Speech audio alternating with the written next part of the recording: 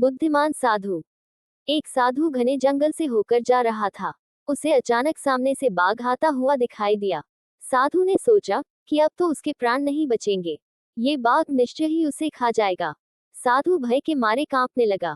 फिर उसने सोचा कि मरना तो है ही, क्यों न बचने का कुछ उपाय करके देखें। साधु ने बाघ के पास आते ही ताली बजा बजाकर नाचना शुरू कर दिया। बाघ को ये देखकर बहुत आश्चर्य हुआ।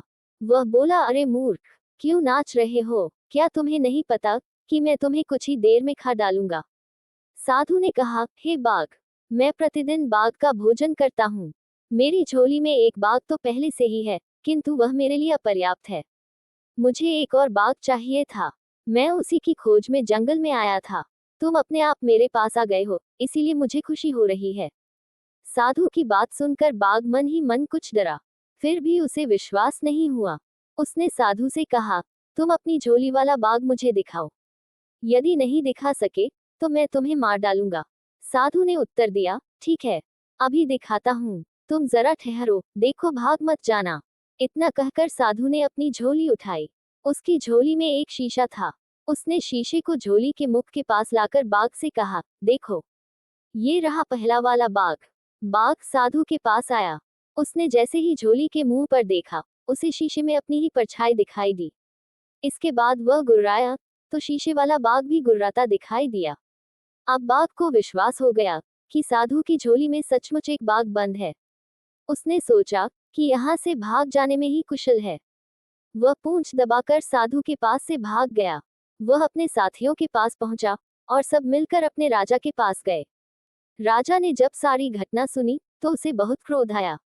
वह बोला, तुम सब काया हो? कहीं आदमी भी बाघ को खा सकता है? चलो, मैं उस साधु को मजा चखाता हूँ। बाघ का सरदार दूसरे बाघों के साथ साधु को खोजने चल पड़ा। इसी बीच साधु के पास एक लकड़हारा आ गया था। साधु उसे बाघ वाली घटना सुना रहा था। तभी बाघों का सरदार वहां पहुंचा। जब लकड़हारे ने बहुत से बाघों को अपनी ओर आते देखा तो डर के मारे उसकी घिघी बंद गई। वह कुल्हाड़ी फेंक कर पेड़ पर चढ़ गया। साधु को पेड़ पर चढ़ना नहीं आता था। वह पेड़ के पीछे छिपकर बैठ गया। जो बाघ साधु के पास से जान बचाकर भागा था, वह अपने सरदार से बोला, देखो सरदार, सामने देखो, पहले तो एक ही साधु था, अब दूसरा भी आ गया है। एक नीचे छिप गया है और दूसरा पेड़ के ऊपर, चलो भाग चलें। बाघों का सरदार बोला, मैं इनसे नहीं डरता। तुम सब लोग इस पेड़ को चारों तरफ से घेर लो ताकि ये दोनों भाग न जाएं। मैं पेड़ के पास जाता हूँ। इतना कहकर बाघों का सरदार पेड़ की तरफ बढ़ने लगा।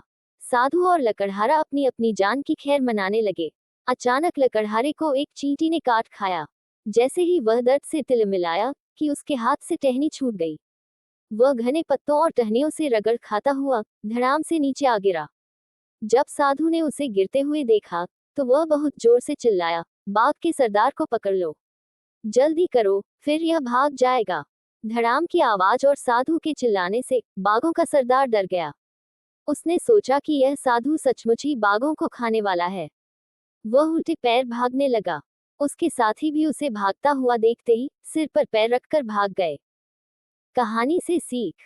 इस कहानी से हमें ये सीख मिलती है कि बुद्धि बल पर भारी पड़ती है।